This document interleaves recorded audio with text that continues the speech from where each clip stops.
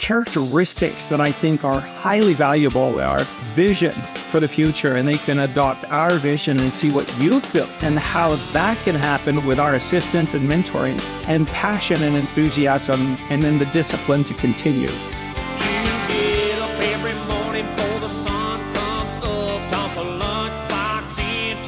Well, folks, this is podcast number 2. Welcome. It's nice to have maybe an audience. It's one. Exactly. This is, to my right, is Tom Sanderson, our CEO, founder of Summit Property Group. Started when he was 44 years old, and for the last 20 plus years has built a lovely property maintenance organization. Careful at that. Let's cap it at 20. Too funny. So, Tom. And Mark Bishop. Mark's been with us for a little over a year. Yeah. I invited Mark in. I'd known him for so many years, 40, I think, or more, maybe. Right. Invited Mark in to have a look at what we were doing with the franchise business that I was just starting to roll out. Mark came in, he sat with us for a month or so and critiqued, how we were doing business. And primarily it was me. We were a pretty small, show. You on a consulting group working with? Yeah, large consulting group I was working with. And then Mark joined me formally, and we have had so much fun in the last year. And the growth has been exponential, and we are just moving forward. I'm going to say with a ton of momentum. We're not trying to pull back on it, right? But it's, we're pulling back. We're on the rein. Our always rein study. We have to a little bit to ensure that we can service the business that we find and those franchise partners that we're looking for all across Canada. Exactly. So, Mark, tell me, what led you to where you are today? 40 years into your career. How did you start? What was your first job? Okay. I worked as a ranch hand when I was 18 years old. I worked as a bricklayer assistant. How far back are we going? We're going way back. And then I had a paper route. Me too, Tom. So anyway, I started back then, and then I got a summer job selling lubricants from farm to farm. And my intent was, with this summer job, is to make a boatload of money so I could go to law school. I abandoned that law school idea when I actually became quite successful with this lubricant. Were those lubricants designed for checking whether a cow is pregnant or not? No, not exactly, but thank you for asking. I think we might be off topic. Oh, did we? Oh, yeah. Pull me back yet. Squirrel. So, they were for heavy equipment, tractors. We did grease and engine oils, that kind of thing. So I was trying to be funny. Yeah, I know, but I always fall for it. Yeah, no, you did good. So, and how about you? Where did you start? Now, my first real job, I'm not going to go far back to when I was doing morning paper routes for the Colonists. Oh, okay. No, there you go. But having said that, it was selling cars. My first job was selling cars. The dealership, get this, Ferrari, Volvo, Fiat, Jeep. Yeah. Volvo. Yeah. All under one roof. It was a wonderful experience. I learned so much, and learned that I liked people, learned that I could interact with people very, very well. Mm-hmm. And I don't know if I thought of it as a career at that point. At that age, like, you just want a job. And really, you just want a job. And I enjoyed it, and we did okay. Yeah, you're successful at it for sure. And in fact, I've bought some vehicles through you as well. Many over the years. Yeah, exactly. So, and my business grew as well. And I ended up owning the business. I started off as a sales guy, knocking on doors, and eventually end up as the owner of the business. What a testament. Well, it was fun. I mean, it was just a good time, and we implemented correct procedures in order to get us there, and that's what happened. And so, we had distributors for our product. We had a laboratory here in Calgary that we did our own formulations and so on. We made biodegradable hydraulic oil and so on. I didn't mean to interject, but we talked about this a little bit previously.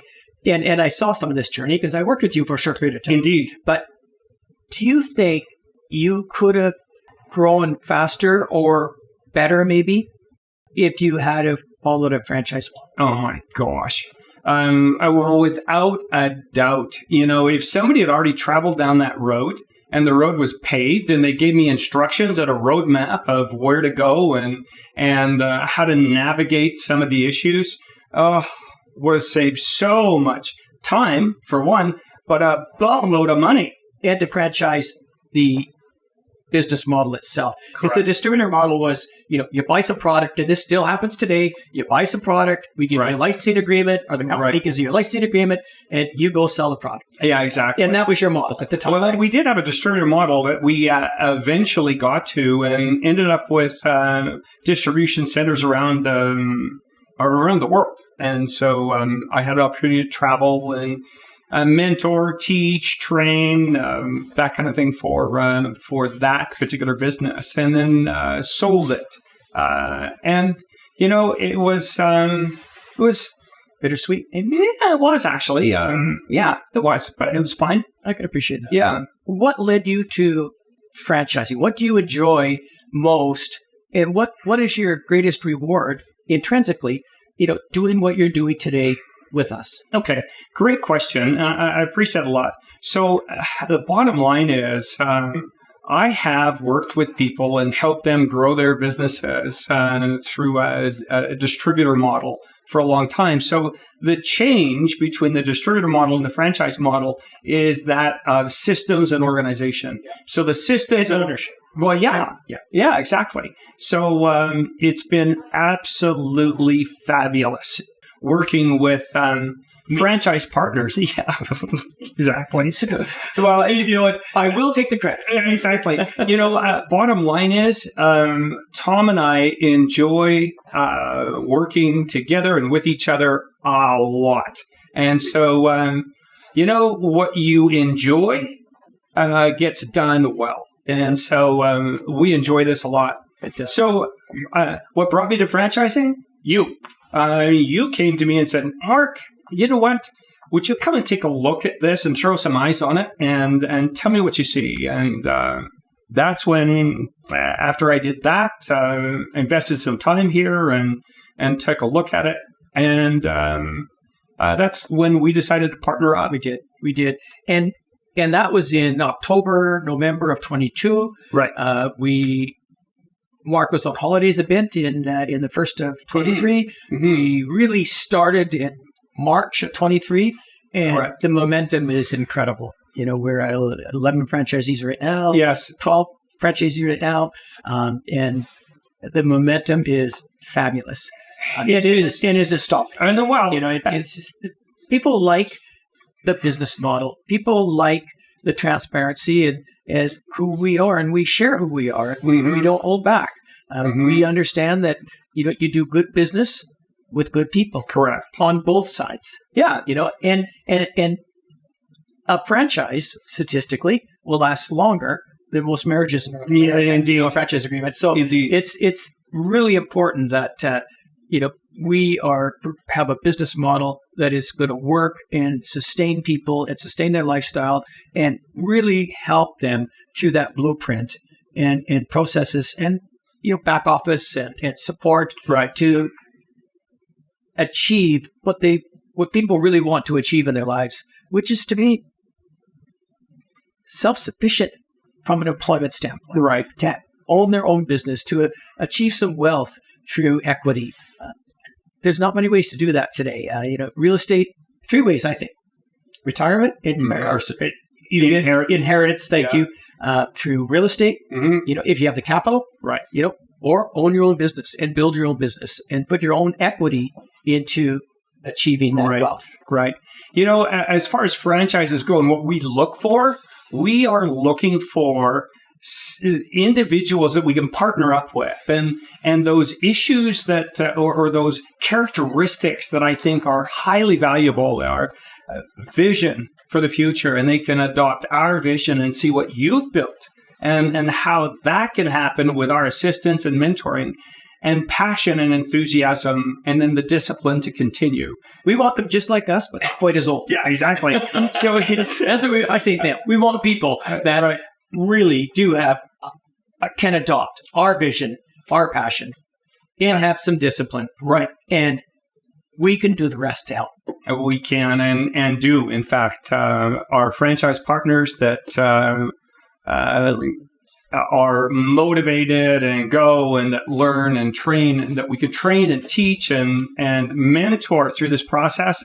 What a thrill it is to be part of helping individuals get what they want to accomplish out of life. It's very fulfilling for us. Very, very. Yeah, absolutely. And that's why we're doing this. That really is why we're doing this. Indeed. Okay. Indeed. Sure appreciate an audience and help. Share your thoughts.